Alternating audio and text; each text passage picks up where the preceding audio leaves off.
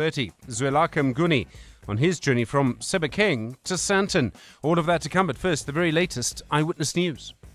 Good evening, I'm Maki Malapo.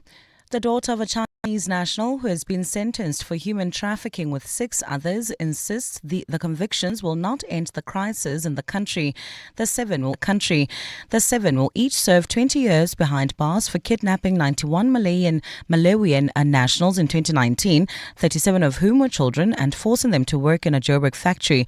Meanwhile, Nancy Chow claims places like Jagan City and China Mall in Joburg's CBD harbour undocumented foreign nationals who've been trafficked into the country and exploited. Mangizi Koko has more. In response to Nancy Chow's claims, both the Hawks and the Deputy Minister of Labour have committed to investigating further. Chow also claims that a powerful kingpin with links to firearms is still operating freely in Johannesburg, alleging he is the real mastermind behind the trafficking network. You know, those Malawians, they don't need visa to get in this country. And there's many Malawian workers finding jobs in there. If you go to the China shopping center. The Hawks confirm they are in contact with Nancy Chow and say they're working closely with relevant embassies as part of their follow-up. For now, the investigation continues with her explosive allegations adding a new layer to the complex case. Mangizi Koko, Eyewitness News. In the Western Cape, Cape Town police have made a breakthrough and arrested a 49-year-old suspect linked to the murders of 4 women in Kraaifontein. The victims were shot and killed in 2 separate attacks last night. In a third incident, 2 men were shot and killed. National Police Commissioner Fani Masemola says 3 foreign nationals have also been detained. He says the gun believed to be the murder weapon was found hidden inside their spaza shop. The farm have been taken in as an exhibit. The arrest of the 49-year-old suspect is now linked to one of the double murders of the 2 females, and we are sure, looks like we will be able to resolve both the double murders. Despite Transnet's almost 2 billion rand loss in the past financial year, Transport Minister Barbara Creecy says the entity is moving in the right direction. But Creecy has told Parliament unless there's significant investment in infrastructure, the freight agency cannot be expected to hit targets to move more goods.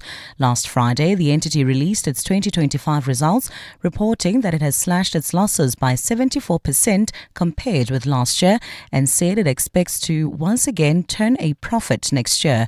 Lindsay Dentlinger has more. Quizzed by former Prasa CEO turned MK Party MP Lucky Montana about the non-tabling of a strategic plan for Transnet, Minister Barbara Creecy said the rail agency was not obliged to do so and that it had to protect market-sensitive information. Reducing its losses from 7.3 billion rand last year, but having missed its rail volume target of 170 million tonnes, Creecy said she was still satisfied by the turnaround progress.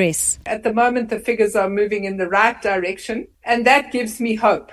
Creecy said a policy is being developed to allow Transnet customers to make investments in infrastructure in exchange for incentives in freight charges. We know that without significant investment in infrastructure, we're not going to get those figures up further.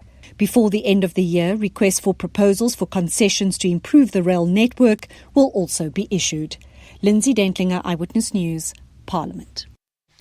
Joburg Water has responded to widespread protests in the city over rampant supply interruptions, saying its main system is constrained due to high demand and infrastructure limitations.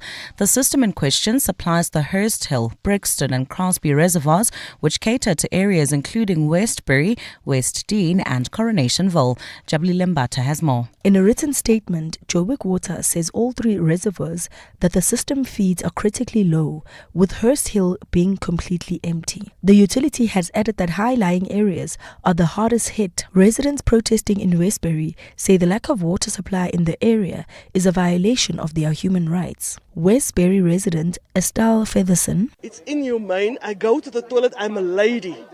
My family, which is men in my family, they urinate outside. Is that humane? I'm the only lady at the moment using the toilet, so I can have water to throw down my toilet. But the men in my house they're using outside to urinate. So that's how it affects us. Never mind washing or cooking and cleaning. Joburg Water says it's closely monitoring the situation.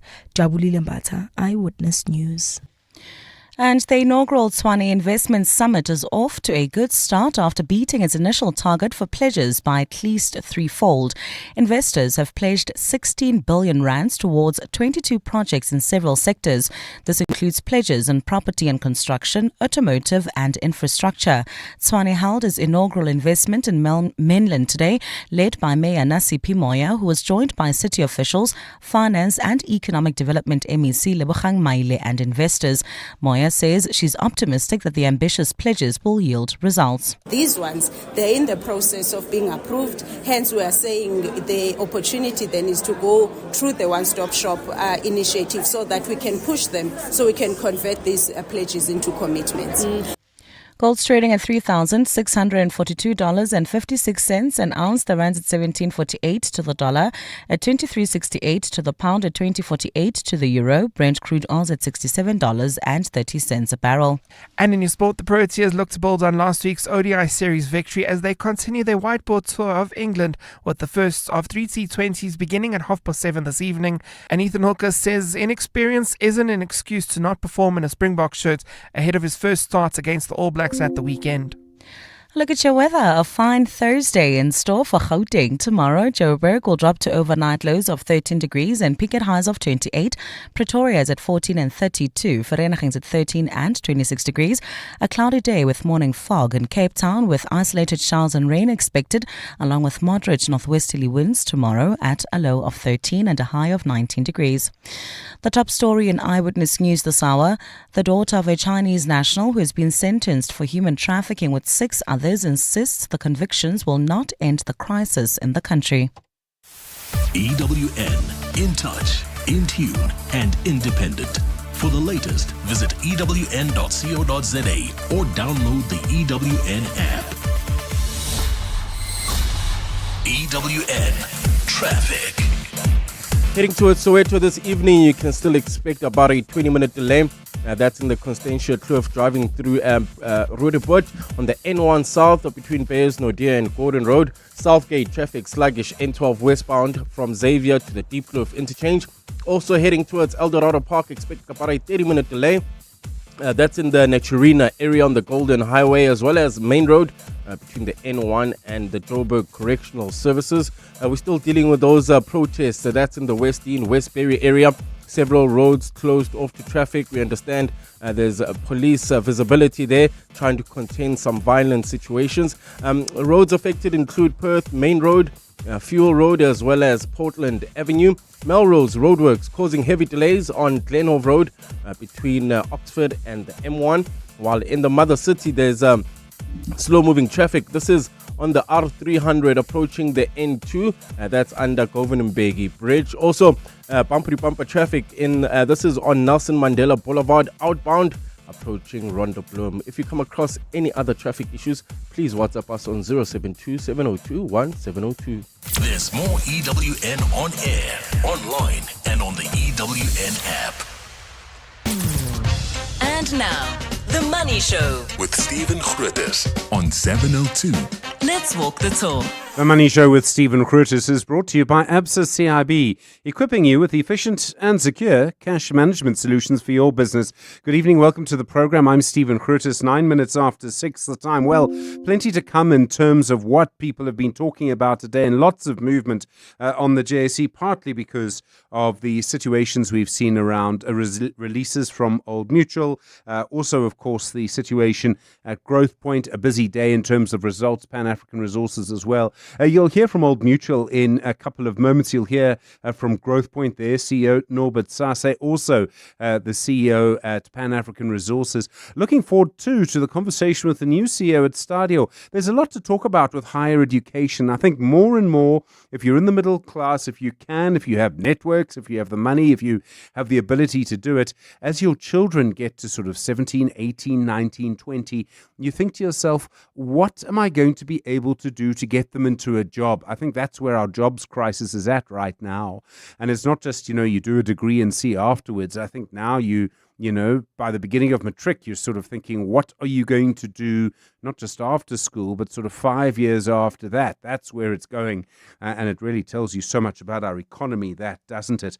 I noticed today on that point, there was a building confidence index that was released, which shows essentially that the construction, I nearly said mafia, it shows you how often we talk about that. It nearly rolled off my tongue. But the construction industry, very, very concerned and very, very unconfident at the moment.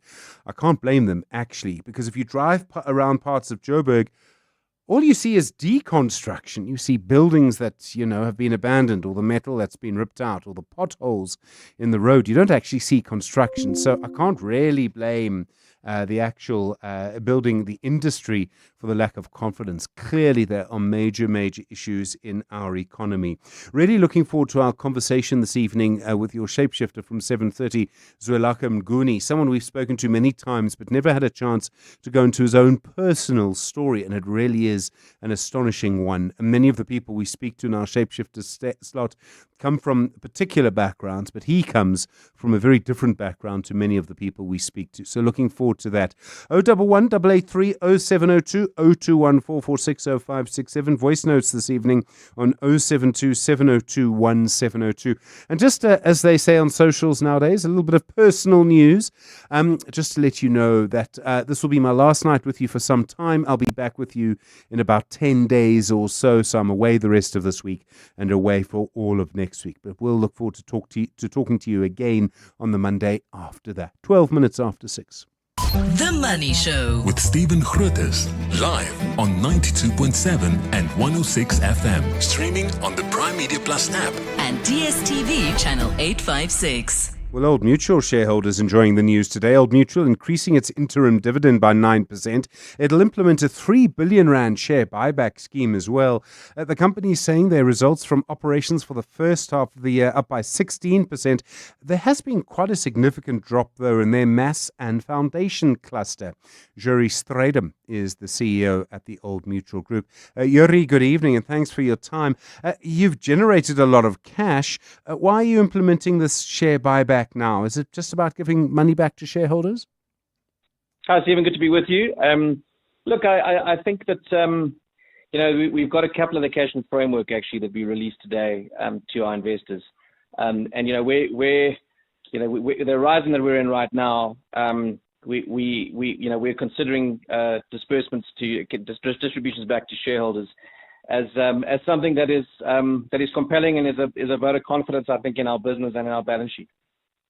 You were able to grow your results from operations by 71%. Where did that growth come from? What were you doing? I mean, what was changing? I mean, there's been obviously a lot happening in stock markets, but from operations, what was changing? So the results from operations was up 16% and 71% up in the Old Mutual Insure business, which is our short-term insurance business. So that business has improved its margin from 0.9% last year to 9.7% this year. And so in the short-term insurance industry, there's been a recovery generally in margin this year versus last year, and I think we'll see that when comparing to our peers. But there has also been an element of operational turnaround at Old Mutual Insure relative to peers as well, which we think is that element is certainly we believe sustainable going forward. You've been able to get more efficiencies out of it. Yeah, it's the short-term insurance business is about managing all the small margins. It's your pricing. It's dealing with your claims management. It's remediating, poor performing businesses. Or books of business. So it's a whole range of factors that come into play. You refer to a sort of new framework, a more focused approach to operations in your SENS statement. Is that related at all to what happened in your mass and foundation cluster? It did drop by 15%. Yeah. So the mass and foundation cluster reflects very specific changes that we made in our what we call our assumptions and methodologies, essentially how we value our business, and it's taking into account the more competitive space that the mass foundation cluster is in, with heightened competition and higher lapse rates than has been the case historically, and that's been the case over a number of years. So that's that very particular factor. But The broader changes that we're making in the business is really around organizing ourselves for more focused execution. And so looking at creating over time a leaner corporate center that's much more focused on capital management and doing that well. And that's just something you'll hear us talk a lot about. And then creating clusters, making sure we have clusters of businesses that are able to manage their businesses end to end across the value chain and are able to execute better and compete better.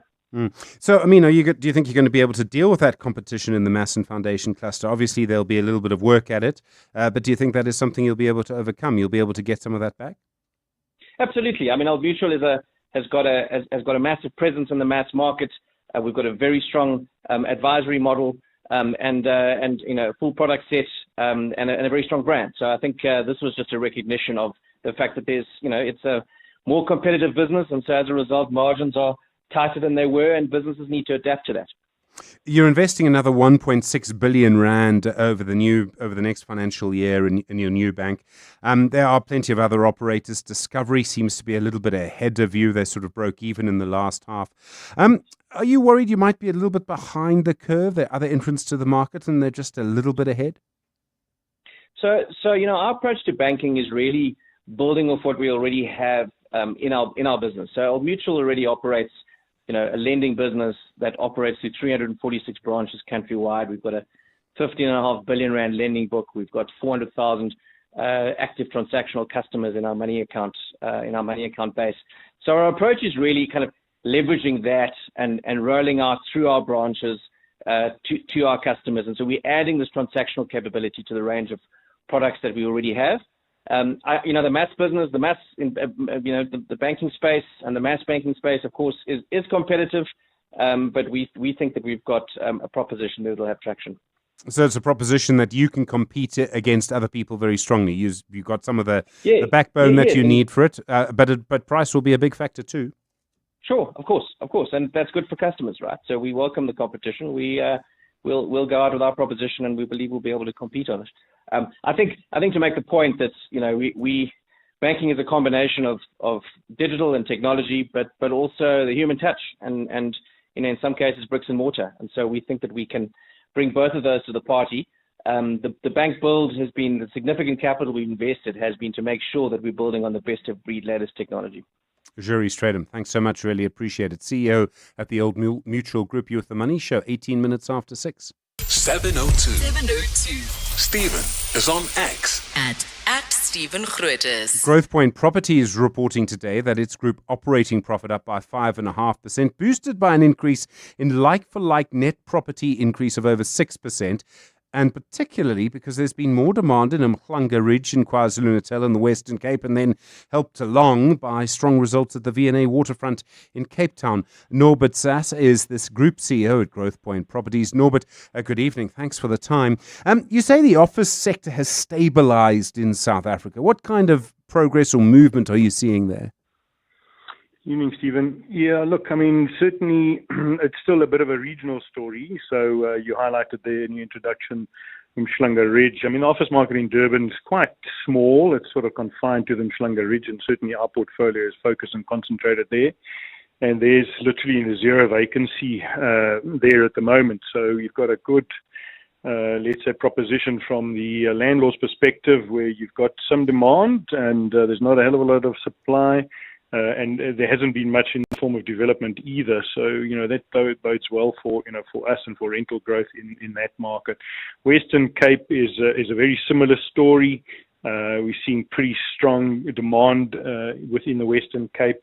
Admittedly, there you're already seeing, some supply come on the market, but nonetheless, we're seeing pretty good, solid demand and rental growth coming out of the Western Cape. The inland region, or Gauteng, the broader Gauteng, is still plagued with oversupply. Our vacancy factor there is improved from 15, just over 15, to sort of in the low 14%. Sandton, in particular, still a bit problematic, but the fundamentals are all improving. So over the last couple of reporting periods, vacancies have continuously dropped. Rental reversions, albeit that they're still negative in the Gauteng region, or in office overall, actually in our portfolio, they're significantly less negative. They were like minus 14% in the prior reporting period. They're now minus 3%. So, and then if we look at our like-for-like net property income growth across the office portfolio, it was almost 6% and probably stronger than the rest. But coming off probably off a low base, given how weak office has been over the last sort of 5, or even longer, probably almost like a decade. Is there a case to build more offices in Umhlanga Ridge? I mean, are people moving to Durban for some reason, or is it just people moving away from Durban and into Umhlanga up, what is it, I think the M4?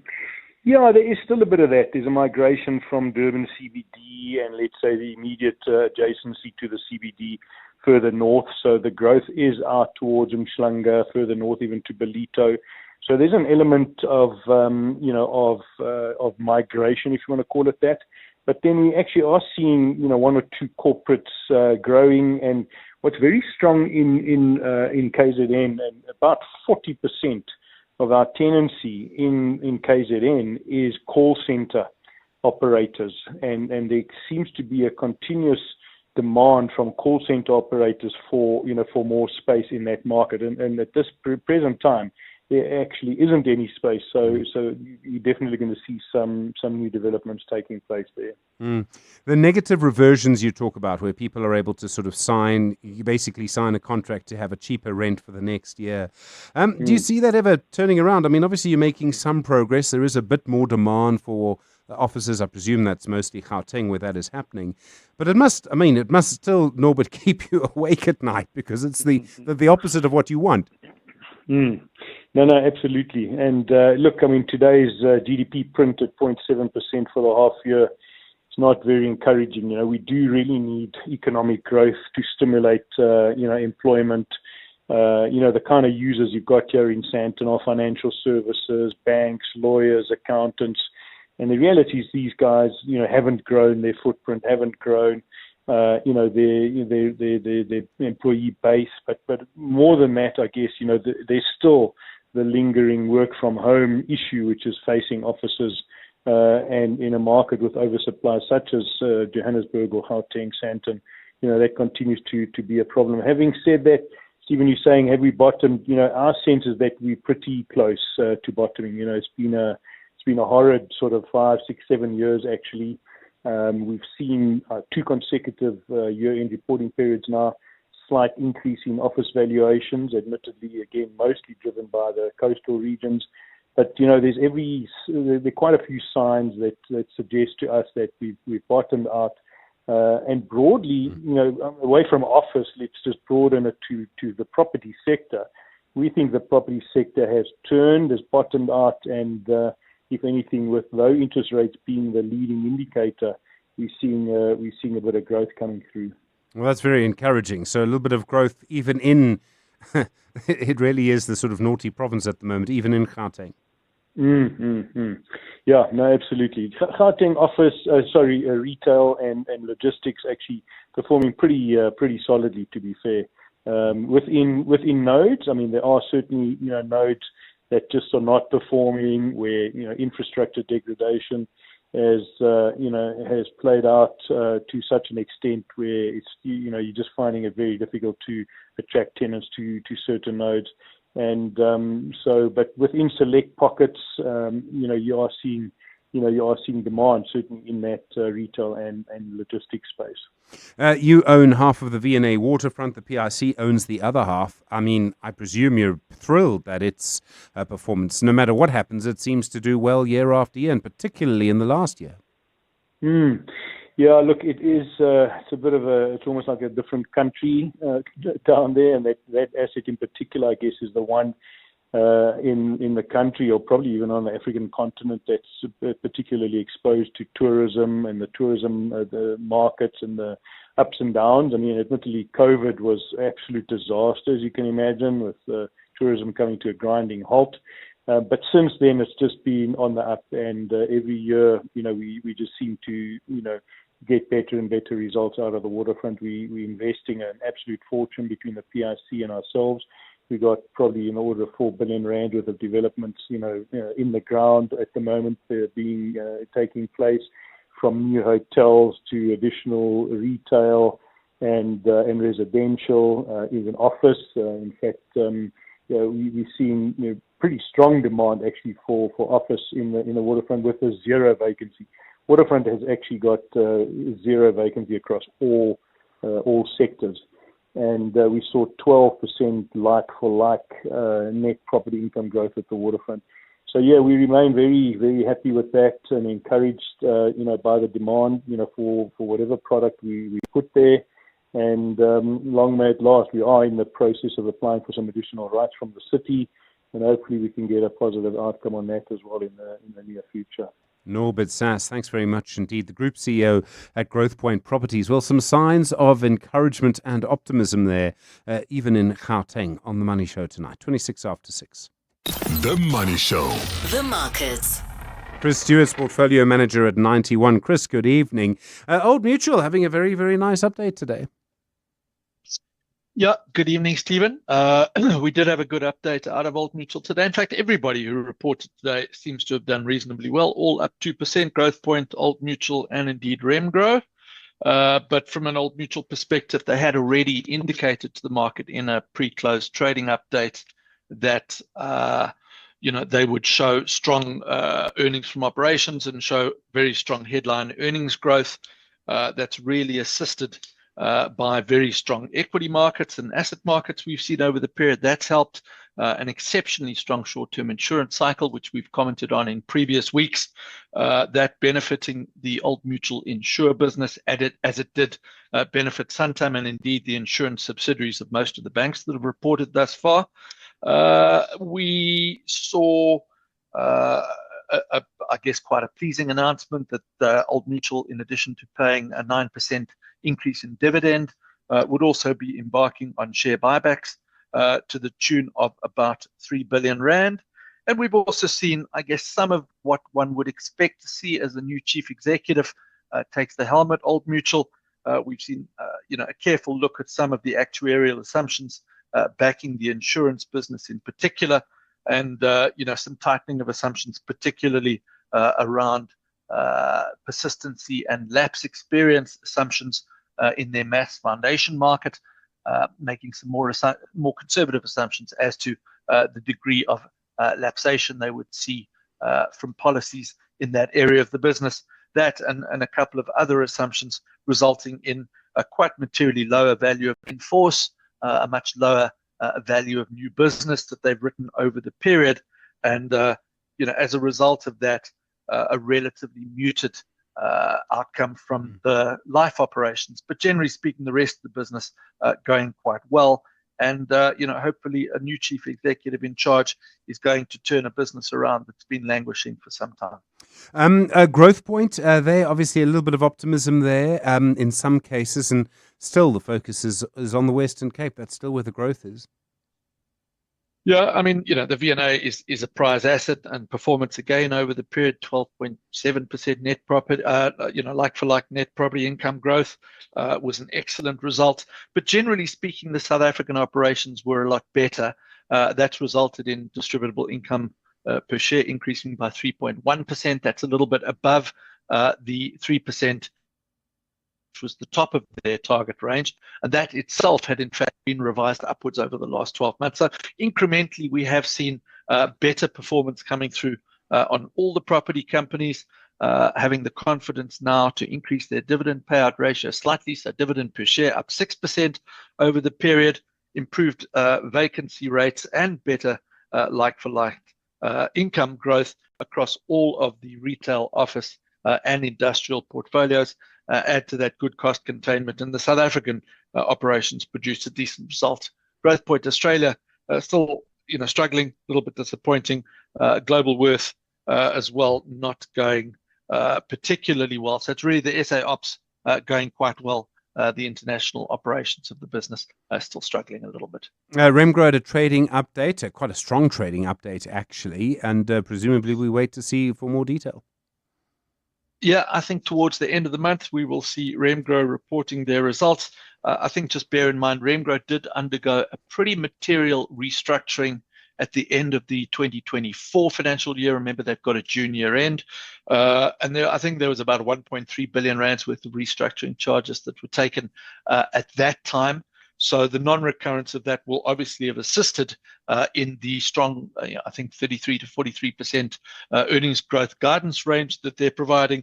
But they also indicate that pretty much across the portfolio, some of the bigger assets such as Mediclinic, Heineken, RCL Foods, Outsurance, and indeed FirstRand, who report tomorrow, showing decent, pretty strong rates of earnings growth as well. And again, the market responding quite well to that. And then in the US, yesterday, a really large revision to jobs numbers, down 911,000. Today, lower than expected PPI. Yeah, and tomorrow, who knows? Maybe we'll see a lower than expected CPI number following that too. All of which adding ammunition, I guess, to the pressure on the Fed to initiate further rate cuts with the Fed meeting next week.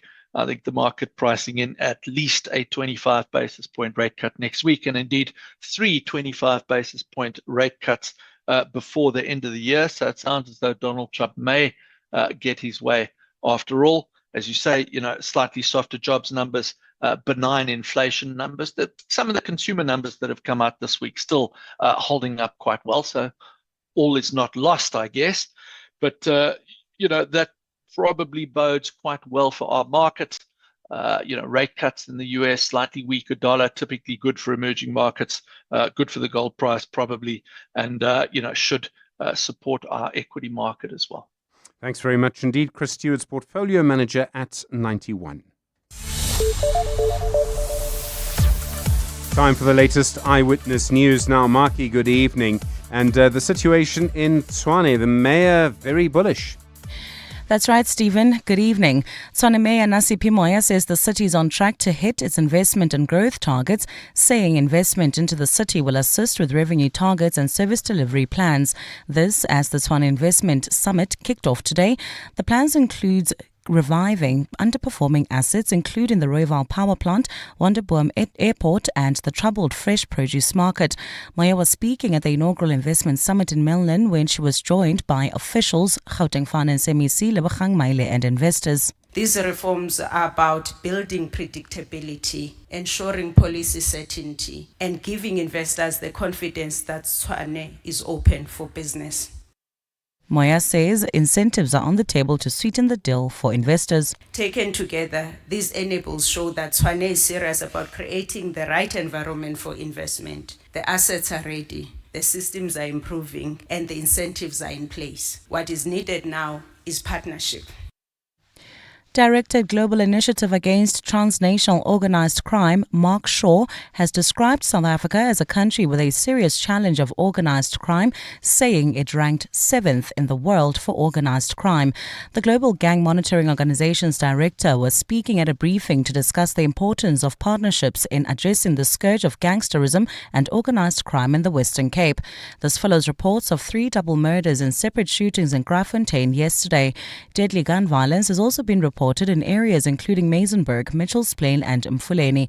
Shaw says police need a strategic response to deal with gang violence. I think the key thing to do is to move from a reactive to a proactive strategy. And that's what we've never been able to do here and elsewhere in the world. And one of the challenges is as soon as the violence goes away, the deployments or the resources go away, but organized crime, it doesn't go away. And so this idea of changing how we think, I think is key. The Independent Police Investigative Directorate says it secured 15 criminal convictions in the first quarter of the 2025-2026 financial year. The convictions were for serious offences including rape by police officers, murder and assault and torture. Brief in the Portfolio Committee of Police in Parliament earlier today, IPID's Acting Executive Director Hlenani Buila said the sentences for these convictions range from penalties of fines to a few months imprisonment for assault, 8 to 25 years for rape by police officers and life sentences for murder.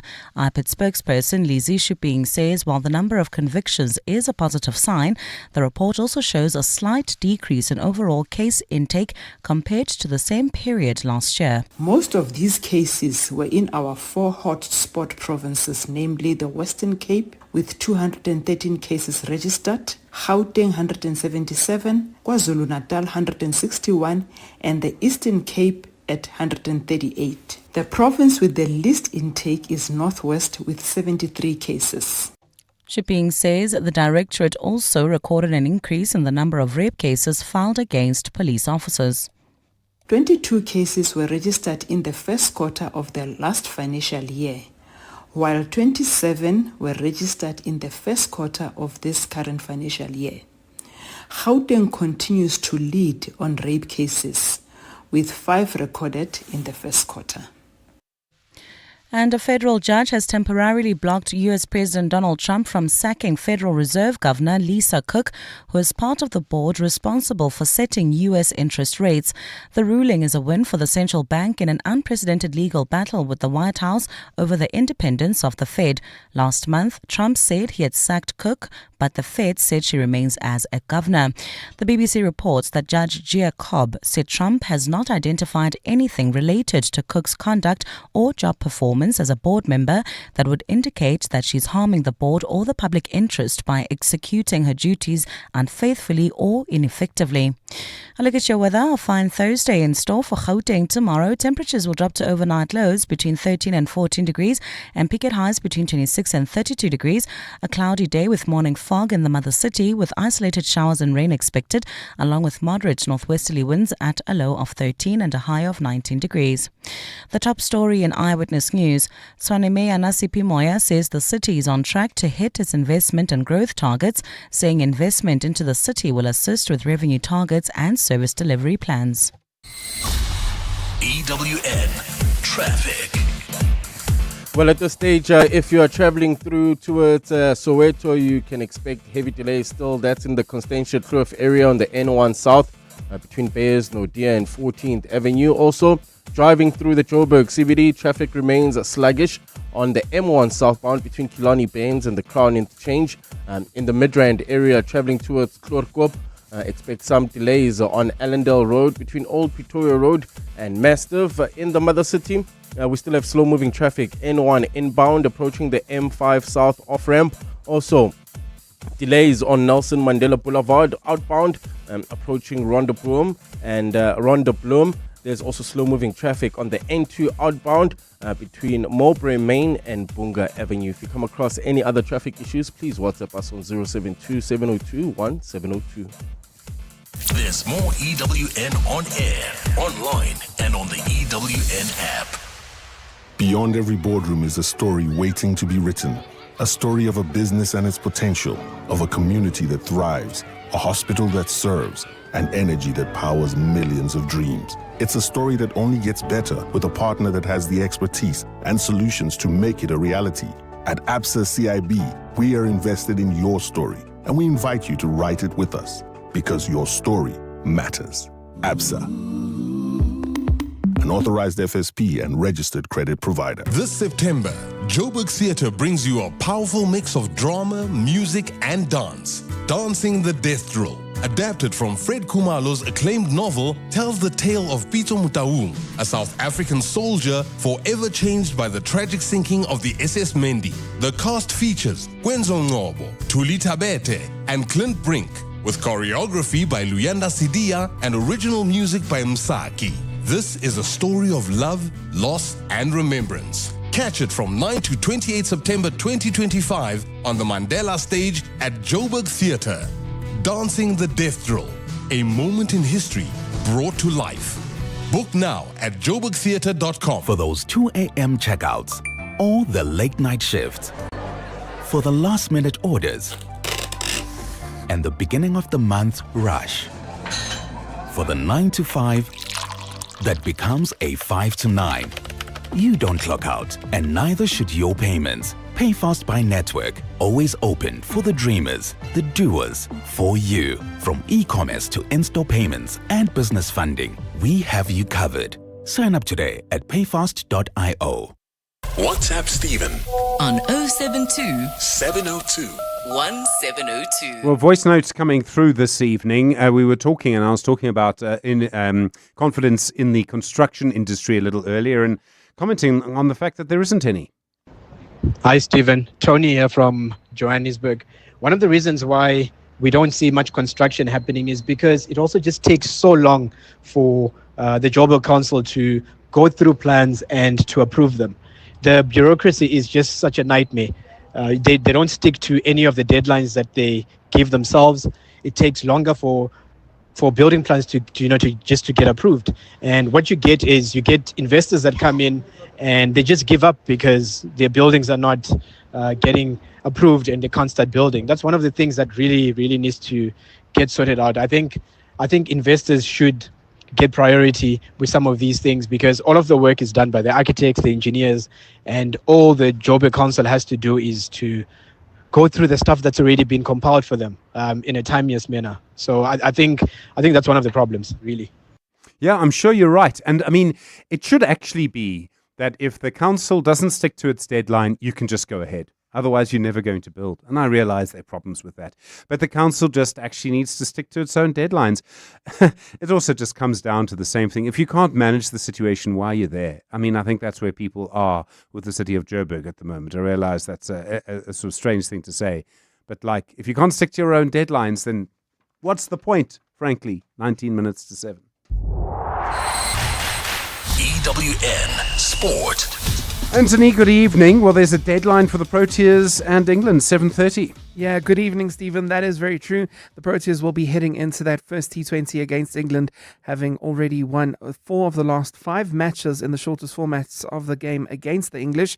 That includes victories at both the 2021 and 2024 World Cup, as well as a bilateral series in 2022.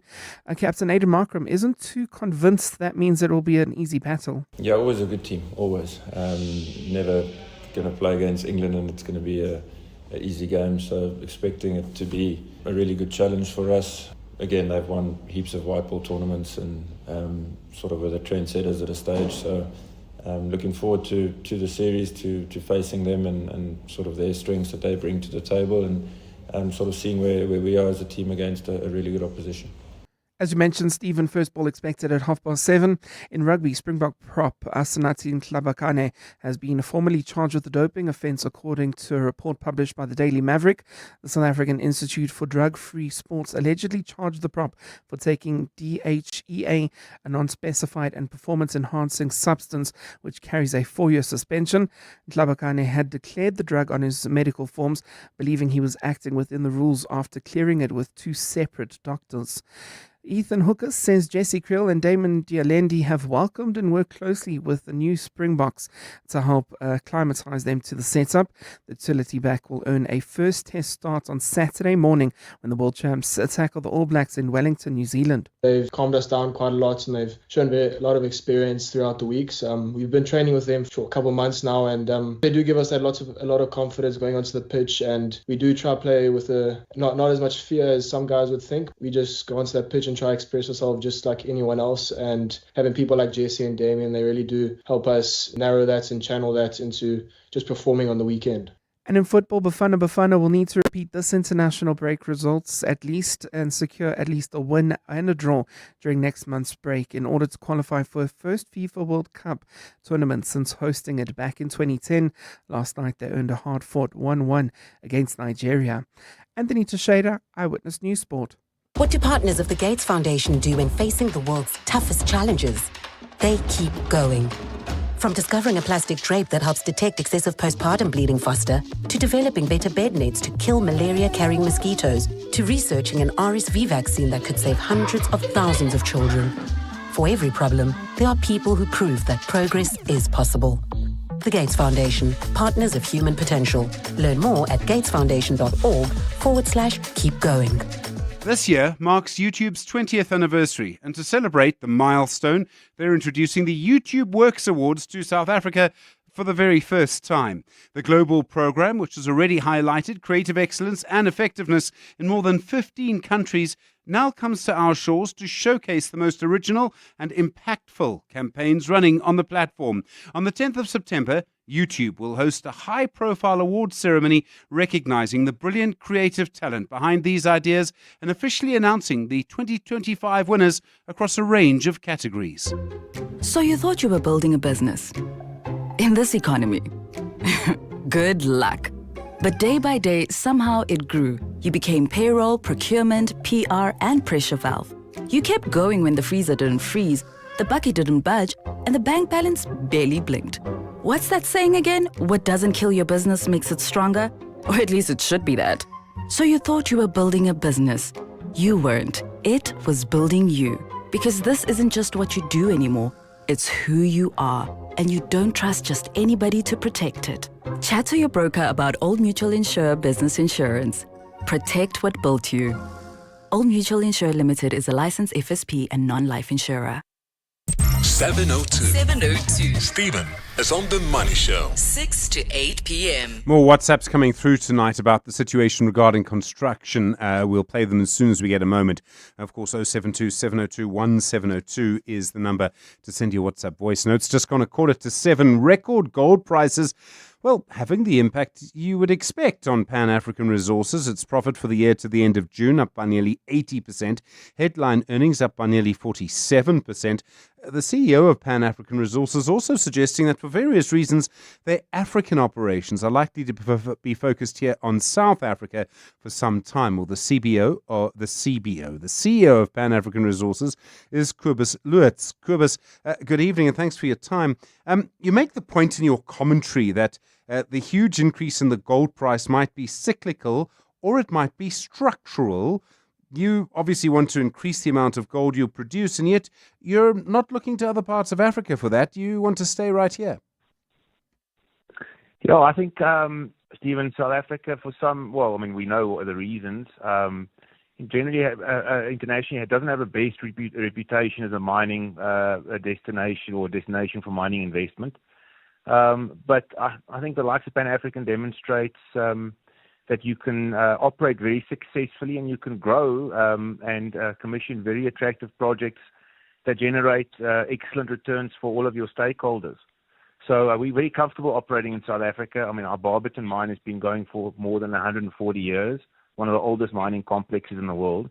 It's fair to say it's quite a distinguished track record. And then, the sort of the new operations, the likes of MTR, which was a complete disaster before Pan-African got involved.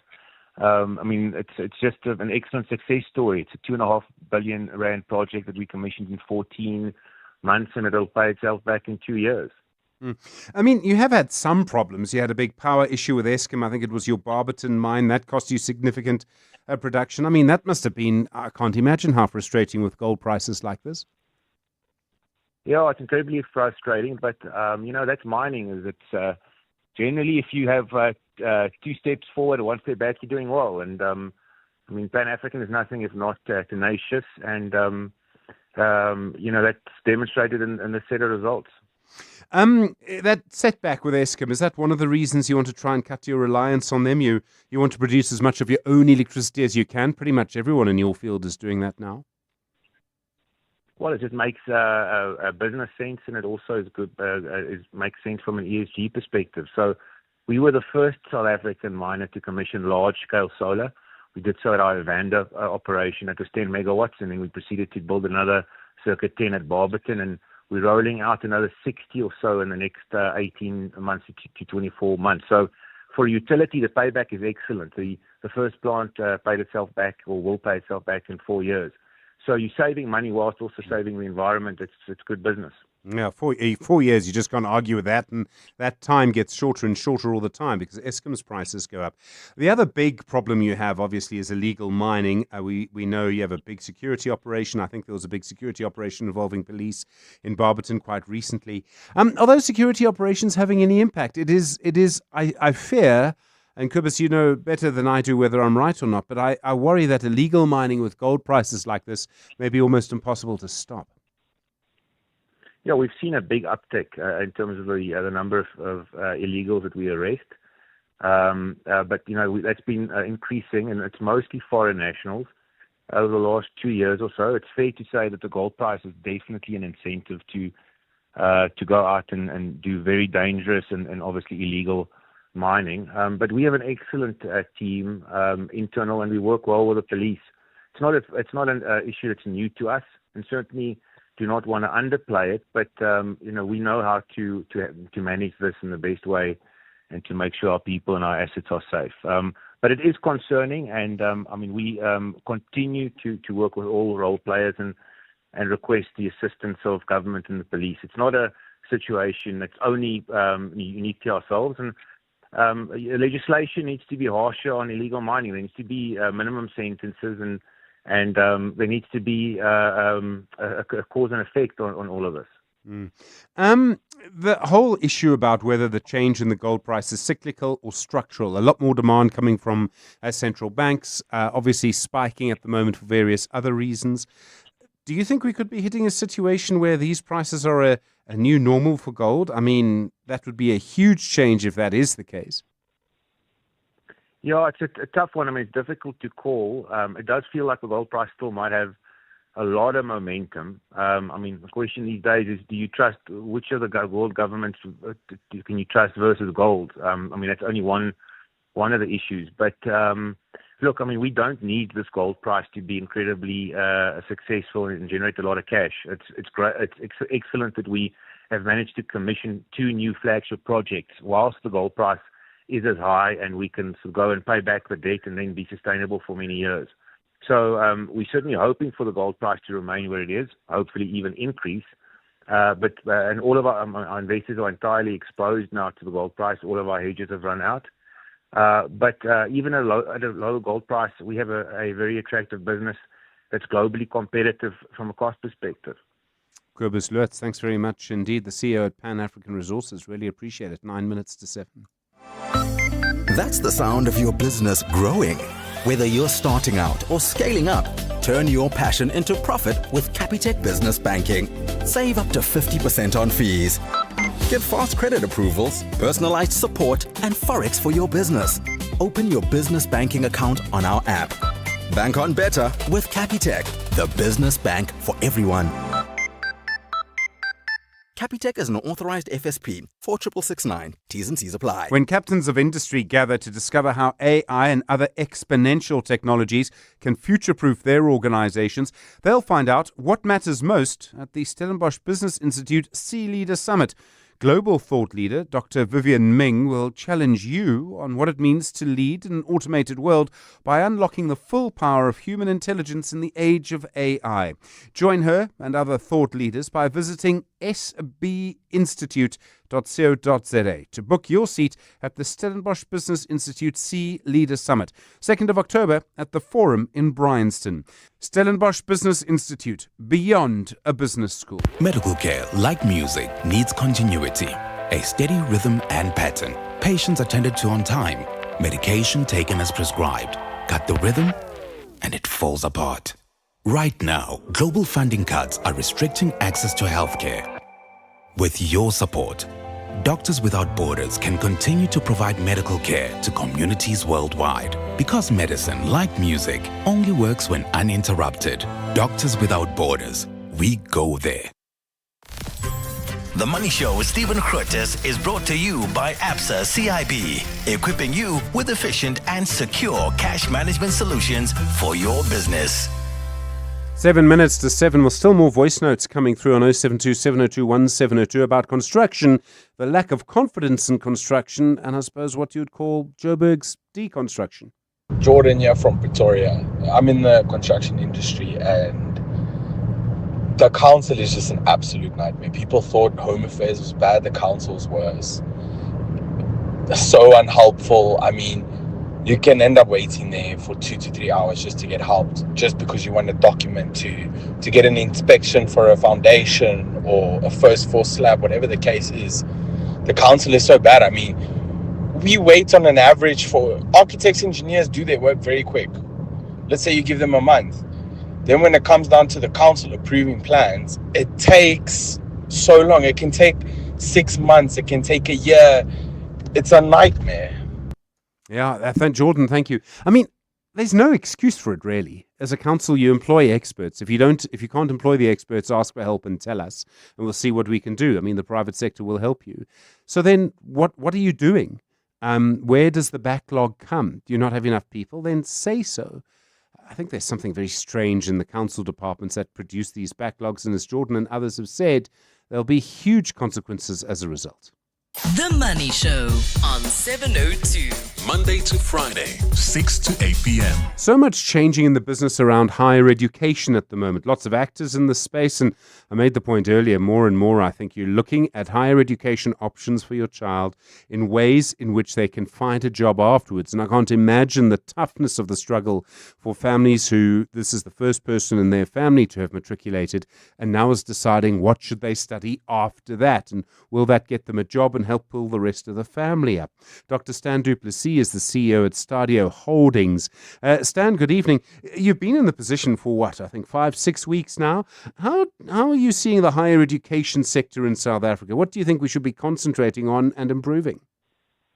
Even the biggest problem we have is one of efficient scale. We have an enormous amount of resources in higher education in South Africa. We spend collectively as a society a large proportion of GDP on higher education.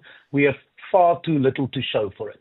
So the challenge is to serve many more school leavers in higher education with the same amount of resources. And as you can imagine, that means we'll have to work much more efficiently. I mean, we spend, if you look at NSFAS as well, I mean, you're right, it's an unbelievable amount of money. Do we need to change what people are studying? Every year, hundreds of thousands of young people try and cram their way into universities to study degrees, and yet we have many people who are unemployed after that. We have a very well-known inverted pyramid in post-school education in South Africa, where you're absolutely right, the largest proportion are studying degrees which are actually meant to be for the smallest proportion of post-school leavers.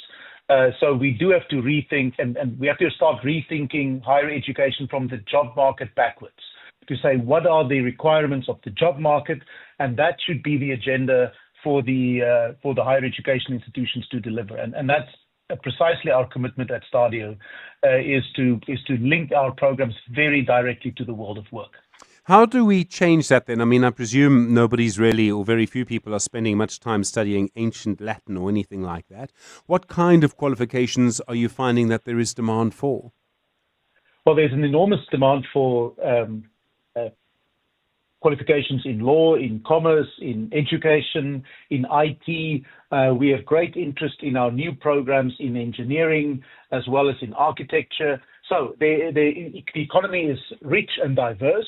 To say that you link your programs to the world of work will not constrain you to a narrow agenda as a higher education institution, but it does mean that it's not everything. It does mean that you have to be strategic and you have to decide that we're going to deliver some programs, and those are the programs that the economy needs now and in the likely future. You have a long career in public education. I think you were at the University of Stellenbosch before you came to Stadio, Stan. Now the for-profit sector, is it as different as you thought it might be?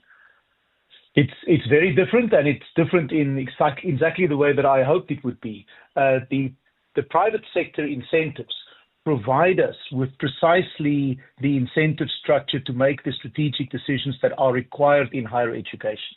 In the public sector, the incentives are poor to achieve efficient scale because you're limited in terms of scale.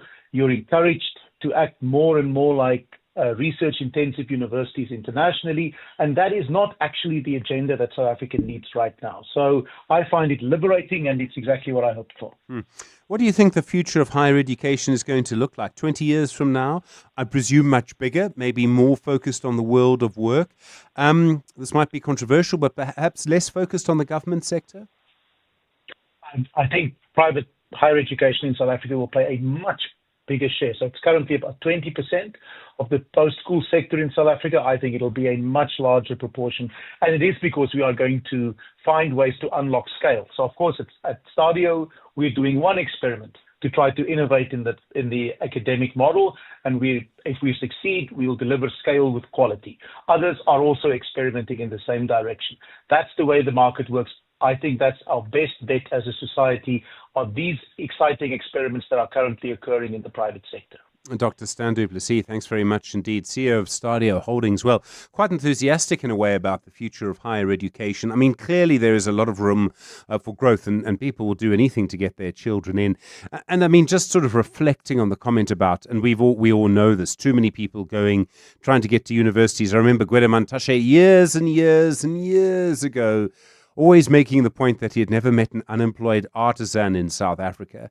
And if you look at what plumbers and electricians can charge, for example, it seems to me quite strange we don't push more and more young people into that. But I think the reason is obvious, we all want our children to be able to join the elite, and we see the best road to that is through a university education. Now, I understand that. I want that for my children too, to be in whatever we describe as the elites of society. It doesn't mean it's always the best outcome, though. And of course, there's plenty of scope for employment, small businesses, and everything else in the artisan sector. Anyway, your thoughts, please, and maybe your life experience on this on 011 883 0702 and 021 446 0567. I absolutely know you'll have a view. It's 7 o'clock. This is EWN.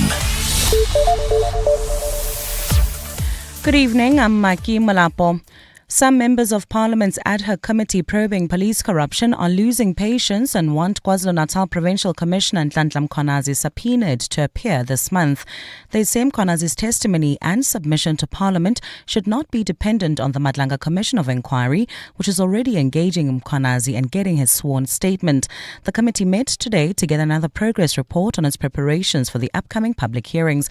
Babalo Ndenze has more. The ad hoc committee met today to continue its preparations for the public hearings, which were meant to start at the end of September, with Nhlanhla Mkhwanazi as the first witness. While the committee sent a letter to Mkhwanazi to appear on the 6th of September, he couldn't make a commitment because of the Madlanga Commission. EFF leader Julius Malema says this is not an excuse, and Parliament can't be expected to wait and play second fiddle to the Commission. Mkhwanazi must be subpoenaed because what Mkhwanazi said is important and cannot be postponed for a day. It's very urgent. Most parties agree that Mkhwanazi must be the first witness, but ANC Chief Whip Mdumiseni Ntuli says there's no need to subpoena him. I don't think we've reached a stage where we must subpoena because he is not willing to come. The committee resolved that Mkhwanazi must still be the first witness, but expects to only have a hearing with him at the start of October. Babalo Ndenze, Eyewitness News. The National Energy Regulator of South Africa has suspended a staff member for failing to correct an error that led to the 54 billion rand mistake in the Eskom tariff determination. NERSA officials told Parliament they'd immediately spotted the mistake before the tariff increase was announced earlier this year. According to reports, a staff member had been instructed to correct the error, and the Energy Regulator's top officials assumed it had been done. During a meeting of the Electricity and Energy Portfolio Committee today, NERSA chairperson Tembani Bukula apologized to MPs for undercalculating what Eskom would be allowed to recover from customers by 54 billion rand. So far, NERSA and Eskom have agreed that tariff increases for the 2026-2027 and the 2027-2028 financial years will be higher than initially agreed, rising by 8.8% in each year. However, this will cover only 35 billion rand of the 54 billion rand, while the remaining 18.9 billion rand will be recovered in future years. The Trade and Industry Department says it's doing its utmost to counter the closure of the Goodyear tyre factory in Kariga in the Eastern Cape. Deputy Minister Zuko Godlimpi says government is still trying to find a technical partner that can operate it through the Industrial Development Corporation. Answering questions about the factory's shutdown in the National Assembly this afternoon, Godlimpi said all is not yet lost. Lindsay Dentlinger has more. The Goodyear factory in Kariga first started production almost 80 years ago. Today, Deputy Minister Zuko Godlimpi said notice of its closure was received too late for government to intervene, despite 2 meetings to try and stave off the closure. He says Goodyear's refusal to allow government to use its technology has been the main stumbling block. But the DTIC is continuing discussions with interested parties, including the trade union NUMSA, to find a potential technical partner so that the expression of interest on the Goodyear plant can be taken forward. Godlimpi says the department is also trying to entice other tyre manufacturers into other parts of the country. More than 900 workers have lost their jobs as a result of the closure of Goodyear's Eastern Cape operation. Godlimpi says government is also taking active steps to prevent anti-dumping duties on imported tyres from being circumvented. Lindsay Dentlinger, Eyewitness News, Parliament. And the Water and Sanitation Department reports steady progress is being made with the expansion of the Clanwilliam Dam. Earlier this week, Water and Sanitation Minister Phemi Majordina visited the site to get an update on the 6 billion rand project. The dam wall is being raised by 13 meters and will increase its capacity to store and supply water to the Cedarburg municipality. Spokesperson for the department, Wisani Mavasa, says the project is expected to be completed in 2029 and is also creating jobs. Minister Majordina is satisfied with the progress made thus far. The dam is currently being replenished and is expected to reach 95% full capacity by the 1st of October 2025, with the current supply levels at 90%. Gold's trading at $3,643.90 an ounce. The rand's at 17.46 to the dollar, at 23.64 to the pound, at 20.45 to the euro. Brent crude oil's at $67.72 a barrel. In the mother city, traffic remains sluggish. This is on the N1 inbound approaching the M5 South off-ramp. Also, slow-moving traffic on Nelson Mandela Boulevard outgoing. This is approaching Rondo Bloom, and there's also slow-moving traffic on the N1 outbound between Sable Road and Brackenfell. A look at your weather. Clear skies in store for Gauteng. Tomorrow, Joburg will drop to overnight lows of 13 degrees and peak at highs of 28. Pretoria is at 14 and 32. Vereeniging's at 13 and 26 degrees. A cloudy day with morning fog in Cape Town, with isolated showers and rain expected, along with moderate northwesterly winds at a low of 13 and a high of 19 degrees. The top story in Eyewitness News this hour: some members of Parliament's ad hoc committee probing police corruption are losing patience and want KwaZulu-Natal Provincial Commissioner Nhlanhla Mkhwanazi subpoenaed to appear this month. EWN, in touch, in tune, and independent. For the latest, visit ewn.co.za or download the EWN app. And now, The Money Show with Stephen Grootes on 702. Let's walk the talk. The Money Show with Stephen Grootes is brought to you by ABSA CIB, equipping you with efficient and secure cash management solutions for your business. Good evening, 7 minutes now after 7 the time. Plenty to come in the next little while. We'll do Business Unusual. We will speak to Arthur Goldstuck. They've got a big new report out about where you shop and how you shop online. Where do you shop? I mean, more and more I do some things online. I'm not a big fan of clothes online, but I will if I kind of need to, if I have the correct person to guide me sitting next to me. I think you can all work out who that is. Also, certainly electronic stuff, happy, books, things like that, obviously. But other things, I don't know. Arthur Goldstuck will guide us through it in just a moment. Wendy Nola talking as well tonight about one of the big email scams. You have to be so careful with email nowadays. It's actually strangely easy to hack into email for reasons that I couldn't possibly tell you. And what that really means then is that people are able to actually insert themselves into email conversations, and it is astonishing. You'll hear Wendy's story in a couple of moments. And don't forget, Zwelakam Guni, looking forward to that conversation as well. His story from Sebokeng to Sandton. 011-883-0702, 021-446-0567. We've had voice notes tonight as well on 072-702-1702, all about construction this evening and problems with construction in the councils, taking too long to get plans passed. 702. Stephen is on X. At Stephen Grootes. There was a Carol Payton report in News 24 tonight about Tembani Bakula. He is the chair of NERSA, the National Energy Regulator of South Africa.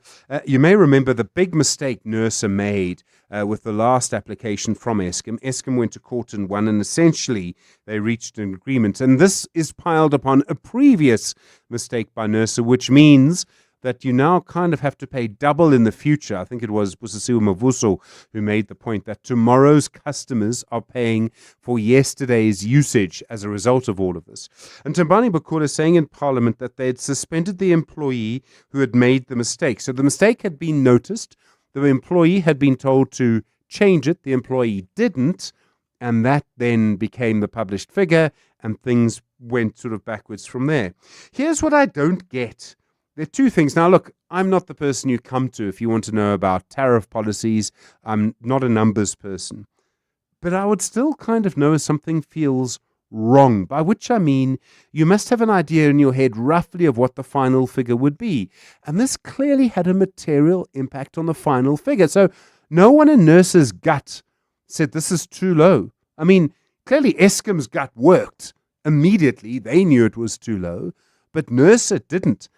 And the second thing is surely you check, double check, recheck, and then do it all again because it's that important. And if you're the chair of NERSA, if you're the full-time member for electricity, well, you would recheck. Except that I think the full-time member for electricity is suspended by the minister just at the start of the process, if I recall correctly. Something else needs to happen with NERSA. We've got to do better than this. And I feel just a little bit for the person who made the mistake. But it can't just be them. Surely it should have been checked and rechecked. I've met and spoken to Timbani Bukula many times. I do just think there needs to be something else here. It can't just be one person responsible for such a big mess. The Money Show. Business Unusual. Business Unusual is brought to you by Business Outsurance. Visit outsurance.co.za to switch and save today. Well, a big report coming out soon about online retail in South Africa. Arthur Goldstuck is founder of Worldwide Works, who composed the report. He also, if you haven't seen it, is the author of the book, The Hitchhiker's Guide to AI. There's an update to that about AI in Africa. Arthur, good evening. We know that more and more people are doing more and more shopping online. I imagine there's still a big age dynamic to this. Good evening, Stephen. Yes, very much so. In fact, one of the first points that I wanted to make tonight was the age shift that's happening in online retail in South Africa. So we're releasing the Online Retail in SA 2025 report tomorrow with MasterCard and Peach Payments. And it's the most extensive online retail study we've ever done because we've tackled it from so many different perspectives. And one of the areas that we look at is the demographics of the online shopper. And that's thanks to a company called Ask Africa that does an annual survey of 16,000 people. In fact, every 6 months they survey 16,000 people. So these are very reliable stats that we then analyze for them to look at the shifts in the market. And from 2023 to 2024, we saw this incredible shift in the age groups or the penetration of online shopping in age groups in South Africa. And the big shifts that we saw were from, in particular, the age group of 35 to 44. And anyone who knows anything about consumer demographics will know that that's where people have the most disposable income because they've reached the peak positions in their careers. Of course, they're still going on to CEOs and the like, but your typical executives are peaking at that age in terms of income. So disposable income goes up dramatically. And the percentage increases don't sound dramatic, but when you consider the size of the sample, this is what really attracted our attention. So 35% of the 35 to 44s in 2023 were shopping online. Last year, that went up to 39%. And then the next age group up, which is the 45s to 64s, who are really enjoying the fruits of their labor, that went up from 30% to 34%. Doesn't sound big, but it makes a massive impact on online retail. So the result of that is what we're going to be reporting tomorrow. But I wanted to also mention that along with that, we also look at the socioeconomic levels of online shoppers. And this is also an Ask Africa concept, the SEL, socioeconomic level. And SEL 1, which is the highest earning people and those with the highest level of lifestyle, the proportion of those shopping online from 2023 was 63%, up to 2024, 77%. That's massive. It means the people with the most disposable income, the people with the most discretionary spending are climbing into online retail. And the result of that, well, we'll report in tomorrow the size of the online retail market last year and what we expect it to be this year, but driven heavily by that growth in spending, not the number of people coming online, but the growth in spending in those critical demographics. Is this because of ShopRite and Checkers 60? Is that the big change, that more and more people are ordering food? They are making a big impact, but we've also seen Takealot, for example, jumping a lot. And we've seen Amazon.co coming into this market and also taking up a big chunk. We'll be reporting tomorrow the kind of share they have of spending, but very much the growth of companies like ShopRite, also Pick n Pay competing aggressively to try and catch up with ShopRite, and Woolworths, of course, doing the same thing. All of them investing heavily in their online platforms, and the result of that is massive increases in their revenue. We even see it a little further down the line with the Fashini Group and Mr. Price online, for example. Suddenly, for the first time, we are seeing that the online shopping component of the total retail is actually material and is making a big impact on their overall growth.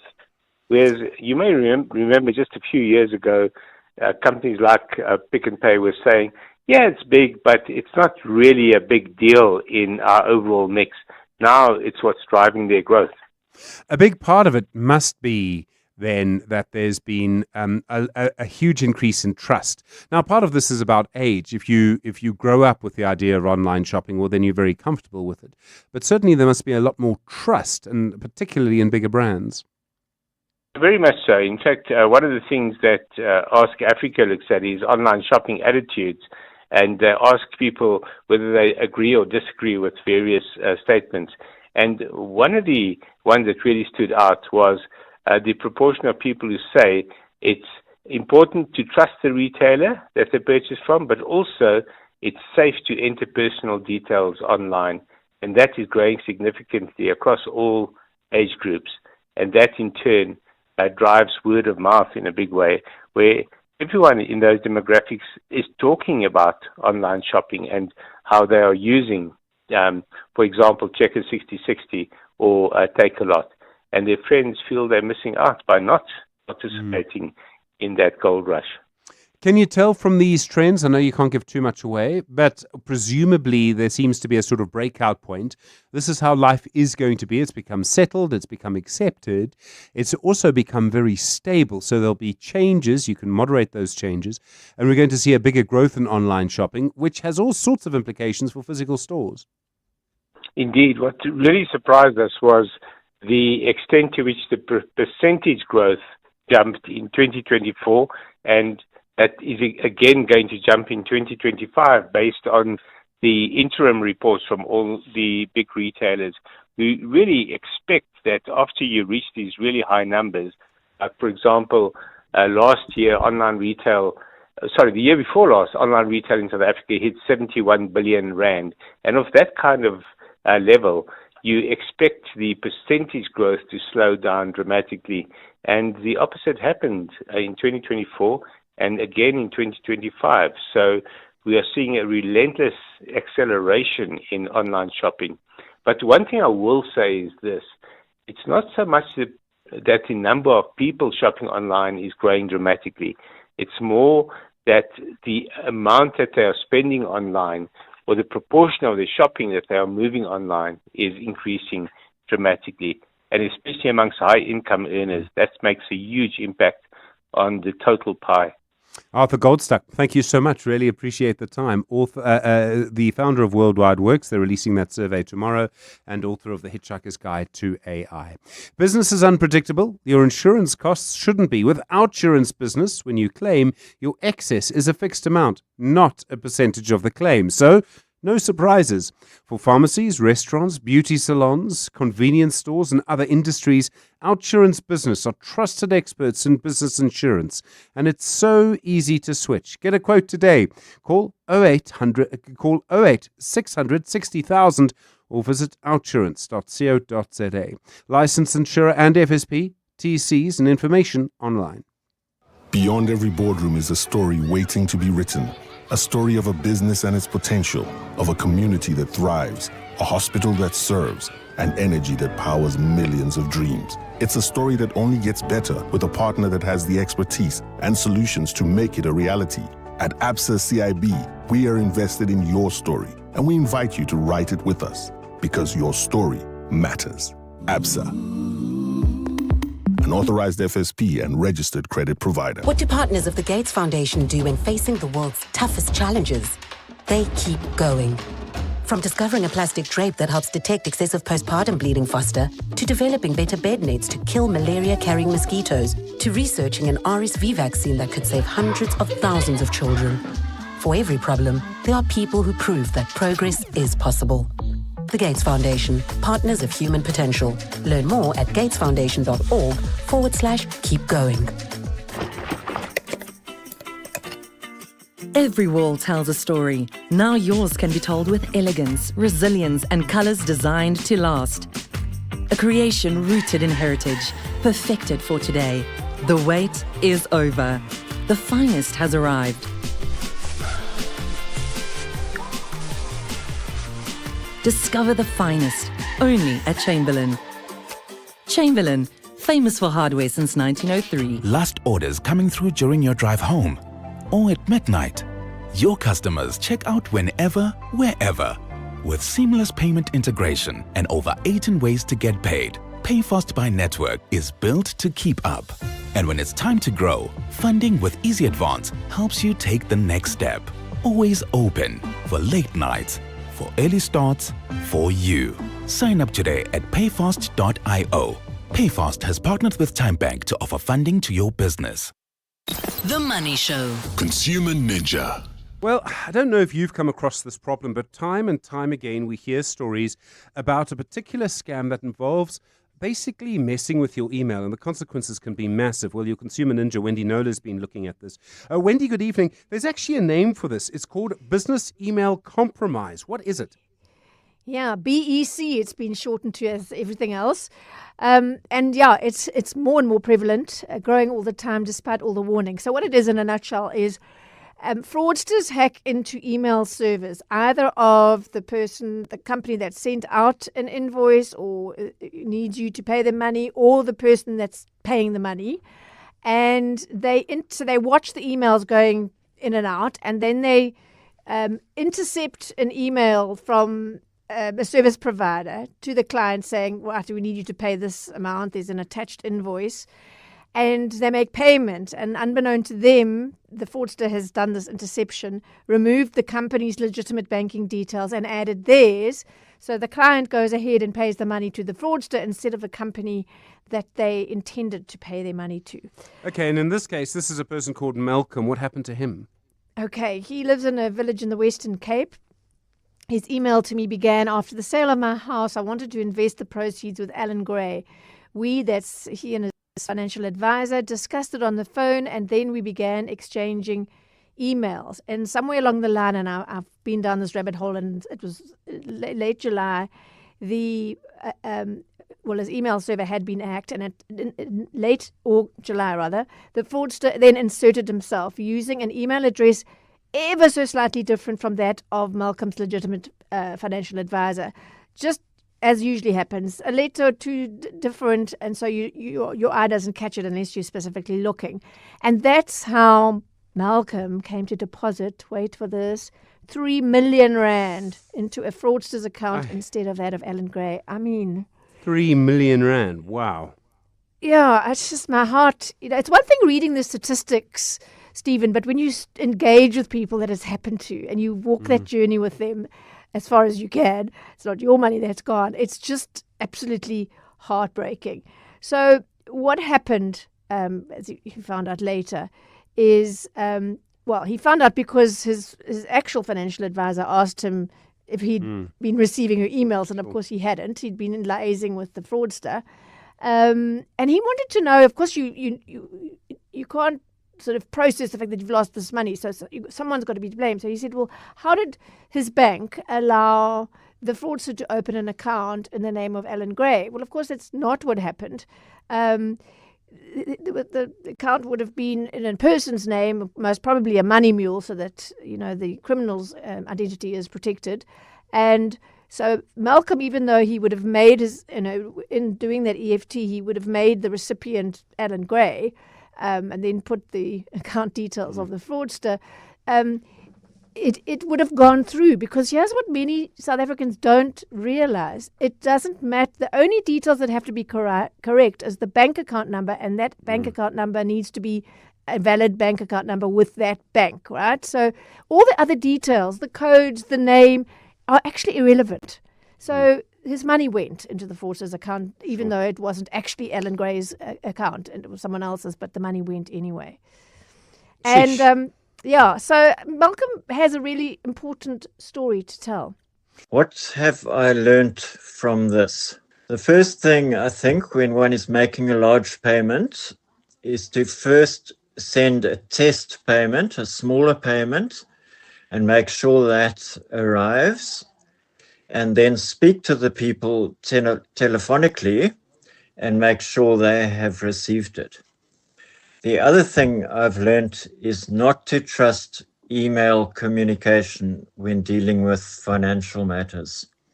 I did try phoning my financial advisor on the day of the fraudulent transaction. Unfortunately, she didn't answer her phone that day, so I phoned her office. I spoke to the assistant, who offered to phone my financial advisor, but I declined because I didn't want to bother her. I said, don't worry, we are communicating by email. Of course, the emails were the fraudsters. How has this impacted me? Well, it's obviously impacted me financially, because that 3 million rand, that was the proceeds of the sale of my house. And of course, I mean, one of the issues with all of this, Wendy, is that, I mean, if you look at the emails, were there any clues? Were there red flags? I mean, was there any indication that something was off here?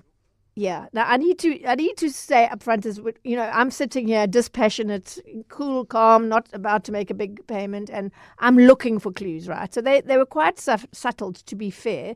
There were some minor spelling mistakes, like loose instead of lose, that kind of thing. The biggest one was that he signed off, I'm saying it could have been a woman fraudster. They signed off with awaits your response, which really stuck out to me. So I asked Malcolm, is that the way your actual FA signs off her emails? And he said, no, it isn't. I just didn't notice at the time. So I have to say, though, that this advice is going to become less and less relevant, because the fraudsters and their fake emails are going to be harder to spot, because even if English isn't their first language, they can turn to AI and get it right. Although I will say, if you're observant, there will still always be some tone issues. Something that doesn't quite sit right is not, if you're used to corresponding with the person, something's a little bit off, but that's why we just really, really need to pay attention to these things. Okay, so what can you do if you're about to make a big payment? I mean, how can you look after yourself? And you've got to do this consistently, obviously. Absolutely. So if first of all, the first red flag that must go up is if a company sends you an email with an invoice attached. Okay, so you've got to be instantly suspicious that this has been intercepted by a fraudster, and you're going to be paying your money into their account instead of the company's. That has to be your default thought, right? So never make a payment that's come to you as an attachment to an email. Never make that payment without first phoning the company, sourcing the details yourself. Don't go don't phone what's on the invoice, and just checking. Ask for the payment department and check. They will welcome that, and they certainly don't see that as a. I do it a lot myself. They don't see that as an annoyance, so do that. It's also a really good idea to exchange banking details right at the beginning of the relationship, but you must still check later. Don't wait until right before the payment has been made, because you've given the fraudster lots of time to track. Some companies go as far as to advise their staff, have a face-to-face consultation with the client or any other person making the payment, and exchange banking information at that meeting. So if it's over Teams or Zooms, you must have the video on and get the parties to read their banking details into the record before sending them. So that's protecting the company, and it's protecting, mainly it's the payer that has to pay. So I really like that idea. We don't have to make it a schlep. We can use technology to help us. Make sure your PC or laptop has the most up-to-date updates and virus and malware software. Remember, it was Malcolm's email server that was hacked. So he's now done that after the fact. Enable multi-factor authentication on all email and bank accounts to give yourself another layer of security. These things which we hear and don't do. Use unique, strong passwords on your email accounts. And with email addresses, check, especially if it involves making a big payment, just check that email address. In Malcolm's case, that was 2 extra letters that he didn't notice, and it cost him dearly. Wendy Nola, thank you so much. It's a horrific story, and it happens all too often. Wendy Nola, of course, you Consumer Ninja on The Money Show. The Aubrey Masango Show on 702. Streaming on the Prime Media Plus app. Let's walk the talk. Half an hour from now, Bra Orbs, good evening. What's your highlights tonight? Good evening to you, Stivovo. We start off straight after 8 o'clock with Dr. Frank Magwegu on financial matters. We're looking at how to spring clean your finances. That continues. Did you know that we have more than 1,000 species of bees in South Africa? And I didn't know that. Some of those bees are only found in South Africa, in the Knysna area. I speak to Owen Williams, who runs the Knysna Beekeepers Association, on our Weird and Wonderful feature. Stanley Beckett joins me straight after 10 o'clock to talk about how do you reset your internal story to manifest a better reality. Then we open up the lines in the final hour. Aubrey Masango, thanks so much. Between 8 and 12. Just gone 7:30. Marky, good evening. This is a massive change. The latest on the Umsunduso fire. Yes, the man accused of torching the hijacked Usindiso building in Marshalltown in 2023 has altered his version of events, now claiming he has no idea how the fire started. Good evening. This contradicts his 2 previous confessions in which he admitted to using petrol to start the blaze that killed 76 people. Stembiso Mdlalose is on trial at the Palmridge Magistrates Court on multiple counts of murder, attempted murder and arson. Alpha Ramushwana was in court. Stembiso Mdlalose previously confessed to both the Commission of Inquiry set up to probe the fire and a court magistrate that he started the deadly inferno. His attempt to retract the confession was rejected in court after he argued that he had been under the influence of drugs and acting under duress when he admitted to the crime. Mdlalose presented a new version of events in court today, claiming he was hanging out with friends when he noticed the building was on fire. We were just sitting around with other guys. But what we heard people screaming. And then we tried to get out of the place through the door. This directly contradicts his earlier confession in which he admitted to igniting the fire on the ground floor of the building to cover up a murder he had committed. Alpha Ramshwana, Eyewitness News in Palmridge. The DA has questioned government over spending more than 130 million rand on its case against Israel at the International Court of Justice. Minister of International Relations Ronald Lamola briefed Parliament's portfolio committees on international relations and cooperation and justice today on South Africa's case to find Israel guilty of the Rome Statute on genocide. South Africa has already submitted its main arguments to the ICJ, alleging Israel has committed genocide in Gaza. Several other countries, including Brazil, Spain, Turkey and the Republic of Ireland have asked to intervene in the case. Carlo Peterson has more. National Treasury recently allocated another 37 million rand to fund government's genocide case against Israel in the International Court of Justice, pushing government's expenditure on the case to more than 130 million rand. DA representative in Parliament's Portfolio Committee on International Relations and Cooperation, Ryan Smith, questioned the cost of the case. What have we inflicted upon the people of South Africa in the greater international trade system and in terms of the greater international political economy? And how are South Africans paying the price for this going forward? International Relations Minister Ronald Lamola insisted his department is committed to see the case through to its conclusion. Carlo Peterson, Eyewitness News. And Gauteng traffic authorities have issued several infringement notices on non-compliant public transport operators during the first week of September. This forms part of efforts by the Traffic Inspectorate to bolster efforts to fight criminality in the sector. The provincial government has been on a drive to ensure compliance with road regulations.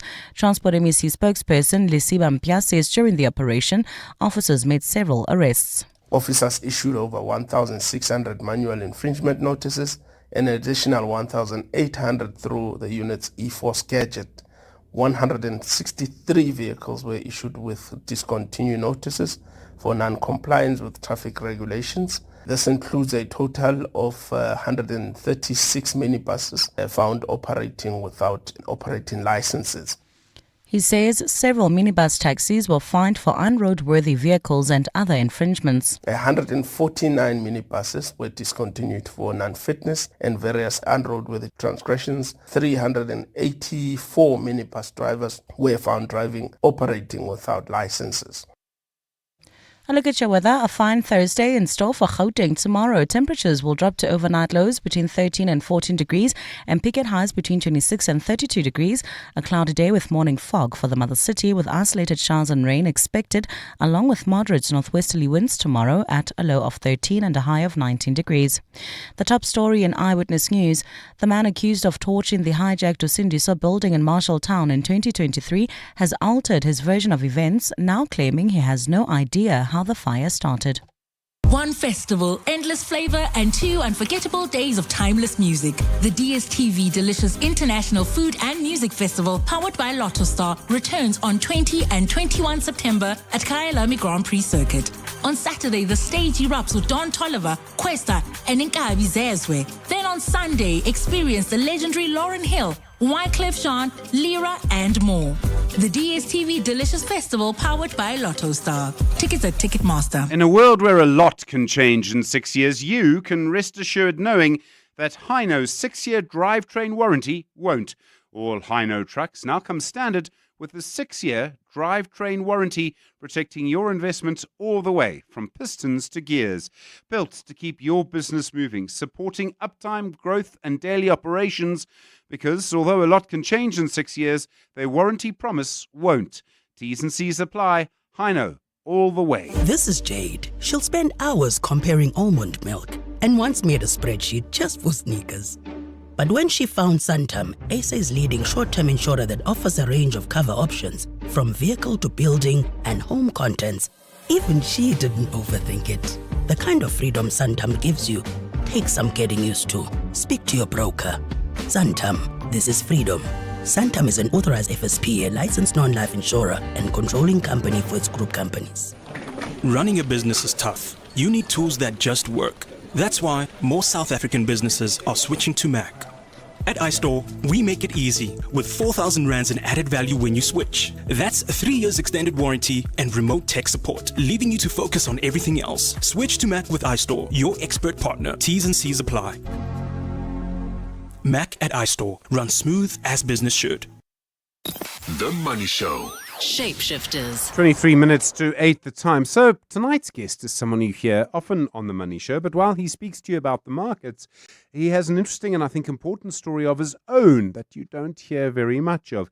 You'll know the voice of Zwelakhe Mnguni. Tonight you'll hear the story of Zwelakhe Mnguni. He is the Chief Investment Officer at Benguela Global Fund Managers. Zwelakhe, good evening, and thanks so much for joining us as our shapeshifter this evening. It's good to talk to you for a longer period for a change. Thank you very much, Stephen. I appreciate the opportunity to talk to you for this session. So, I mean, when I started The Money Show a little while ago now, I'd heard stories of a person who had been a security guard and now actually ran a fund, and I was never really sure who it was. And I suppose about a year ago, I realized that actually it was you. You do have to tell us the story. I mean, it started in Sebokeng, right? An informal settlement. Yeah, so I grew up in Sebokeng in an informal settlement, and during the riots, my parents sent us to the Free State to go to school. I think that was 1986 during Black Power, because it got too rowdy in the township and schooling was very difficult, and we spent a lot of time running away from police or throwing stones at police. And my dad didn't like that at all, so he took us to the Free State. And we got into a little farm school near Kroonstad. And we actually, and that was because no other school wanted to take us because it was already April, if I'm not mistaken. It was just after Easter.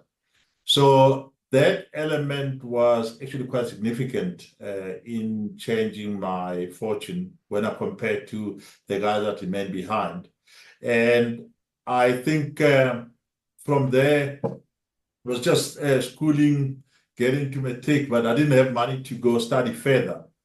And when I saw that situation, I discussed with my parents to say, I probably need to try and find a job to try and just save up to pay up for my studies. But then when I did the numbers, I realized I couldn't. I wouldn't be able to get a job that can give me 1 year's fees. So I started working. Actually, my first job was digging trenches to pipe water. And I took that money and put it into training at a security academy. And after 3 months was done at the security academy, and I got my first job as a security guard. And that was then all about discipline from there. I had to be disciplined to ensure that every month I saved money. And I had a lady at the bank in Vanderbilt Park, at a red branded bank. And I started with 50 Rand. That was my first saving. And I had to take care of my parents, also take care of my siblings with the balance, but I started saving 50 Rand. So that savings journey went on, and every time I got an increase, I saved that money until I got to about 60,000 Rand in savings. And I went to register at what was called RAW at the time, and I studied a BCTA there, so I started with yeah. I've got lots to ask you about this section. I do just want to go back just a little bit, and I'm sorry to interrupt you, Zulaka, because it's such a fascinating story. You had picked up immense drive by this point. Your father, I think, was a truck driver. You know, the time having to, I presume, leave your family to be in the Free State. This idea that you could do all of that, and I realized the country was changing, and that was obviously a very important part of what was happening. But you clearly had immense discipline, and you must have had confidence, and you must have known by then that you could be good with numbers. Where do you think all of that came from? Look, I think I was fortunate when we got to the Free State. There were two teachers that took care of us. So there were four of us. And the two teachers, they instilled a lot of confidence in me in terms of my abilities. And I was in standard 4. I don't know what it's called today. And I happened to be used as a speaker at a school event for a farewell of a teacher, and I had to write a speech and do it. And that was actually quite a significant thing for me, because there were other kids who were in higher grades and they didn't get given that opportunity. I was given that opportunity. So it was a great honor, but it also instilled a lot of confidence in me. Then the second thing was there was a teacher who took a lot of time on me on math, and we would debate like we were friends. And that teacher also had a significant impact in my life. So the two things, I don't think, anybody who went to school with me at the time would tell you that I was top of class in every class that I attended, from sub A to matric. I was top of class. So the potential was there, but the money wasn't there to study. So the confidence had been built up through interactions with some of the influential people that were there in my life. But I think my parents were also very supportive. My grandparents believed in education, even though they were not educated themselves. My parents believed in education.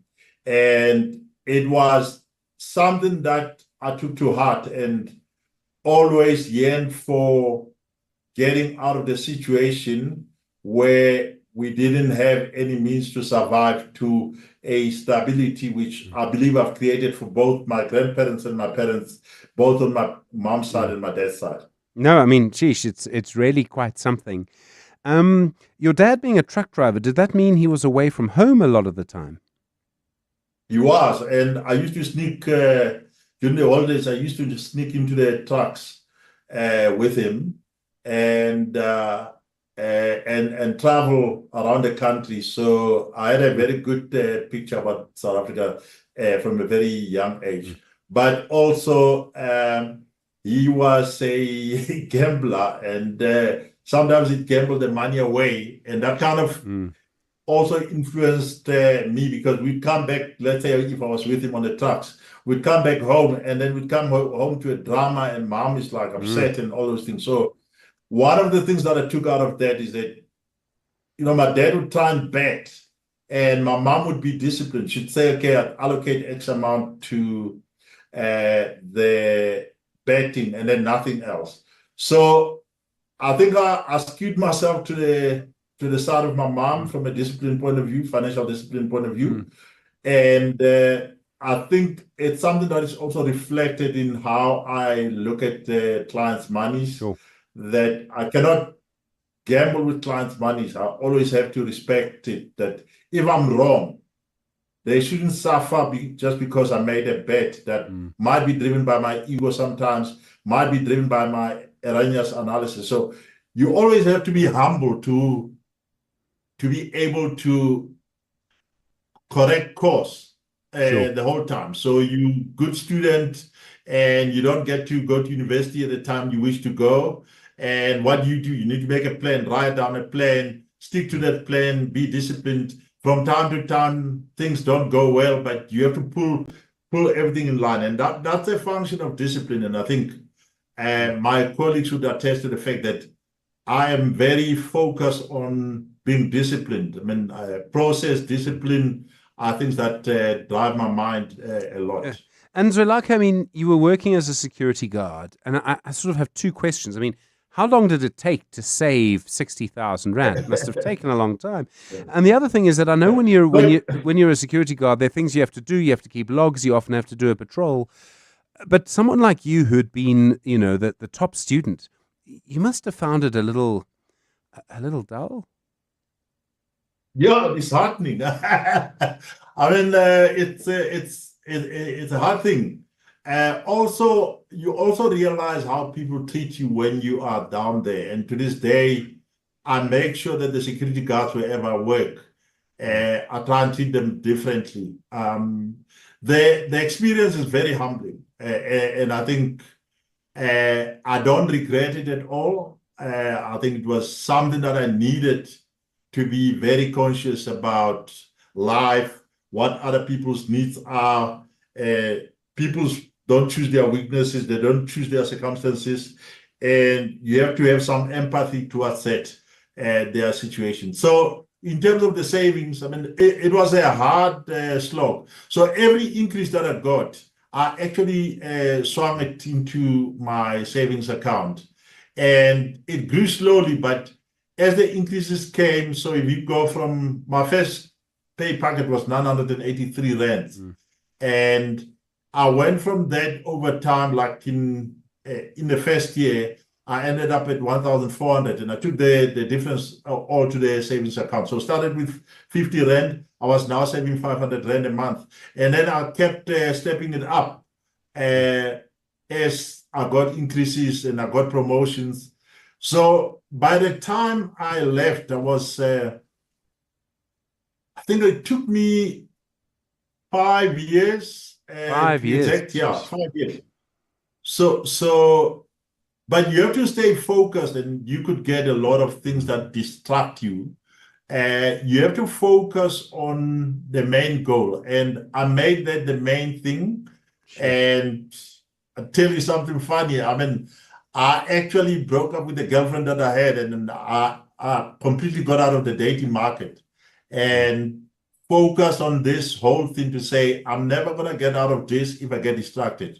And some of these anecdotes I'm sharing so that, sometimes people are out there and their situation is dire and they don't see their way out. And my experience is that if you plan and you remain disciplined and you focus, I think that has been something that has been significant in making that change. Sure. Quite a story. So by the time you went to university, by the time you got into what was then RAU, when you applied, you were what, 23? You were you were older than your other students. And then I do think I need to mention this. You were a black man from Sebokeng who had been working as a security guard. And I imagine a lot of the people in your class would have been, white 18-year-old, there's a wonderful word for it, 18-year-old jerks, by which I mean they know nothing about life, very confident. And there you are, you've been a working man for a long time. Indeed. And I think that working experience was my advantage, or having experienced life differently was a major advantage, because I remember the first test. I mean, many of these people, like, they spoke very well private school, because by then many of the black kids had been transitioning en masse now into private schools, and a lot of them lacked focus. And that gave me an opportunity. One of the lecturers, Miss Carstens, and I'm still in touch with the accounting department at Rao. Ms. Carstens made us write a test, and we all failed. And she said, I wanted you guys to realize that you are not at high school anymore. And that was a major wake-up call. And I worked hard consistently throughout that period. And I ended up, I got a few awards from my first year and my second year. So there was a lot of discipline, but the other kids were not as disciplined, because they had the money, they had everything. And I had the money that I came with, and I actually had to try and make sure that I spread it over the study period. I was privileged then at the end of the first year that I got Deloitte came through for me, and they gave me a scholarship, and Ernst & Young gave me a bursary. So I suddenly was making as much as I was making as a security guard, but while studying. Sure. And that was a significant change. Again, so I never actually used that money. Rao gave me back my study fees and my money for books. And I actually started for free, if I could call it that. So I paid for my first year, got in, and then at the end of the year, the money came back to me, and I spent money on the living expenses. And I was on bursaries and scholarships throughout. And that was, again, a privilege that to this day I'm grateful to my lecturers at Rao, Professor Ben Marx and Professor Dani Kutsia. Those guys were amazing, Prof. Hendrik. And they made a big difference in my life. So it's a story of discipline, but also being aware of the privilege that you have. So I could have come in, now I have money, and I could have said, I'm making the same money as when I was a security guard, and therefore I could live up a little bit. But the discipline, I just remained focused to say, I need to get out of this.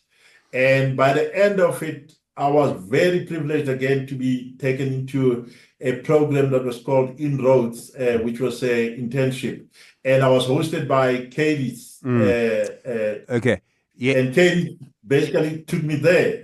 And that was my start of the career in financial services. I'm going to come back to that. We're talking to Zulaka Mguni, the Chief Investment Officer at Benguela Global Fund Managers. He's your shapeshifter with the most incredible story tonight. It is said that listening to Mozart could boost intelligence. So we at RMB bought this extended radio spot to give you 30 seconds of Mozart just to get some thinking done.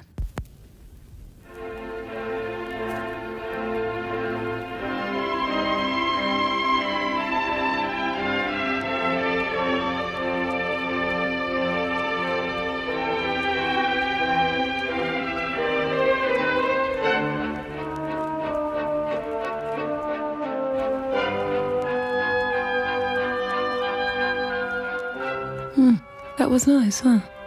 Just some time to think. Well, that is precisely what we do at RMB.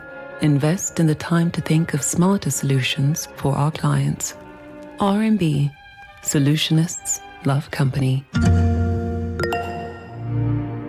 RMB is a division of First Rand Bank Limited, an authorized FSP and registered credit provider. Sell your car now and get paid instantly. There's no waiting when it comes to We Buy Cars. Simply complete the online form on webuycars.co.za to get started.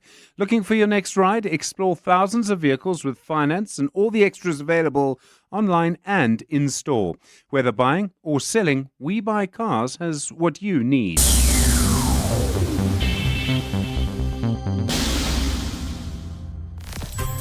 The Money Show with Stephen Grootes is brought to you by ABSA CIB, equipping you with efficient and secure cash management solutions for your business.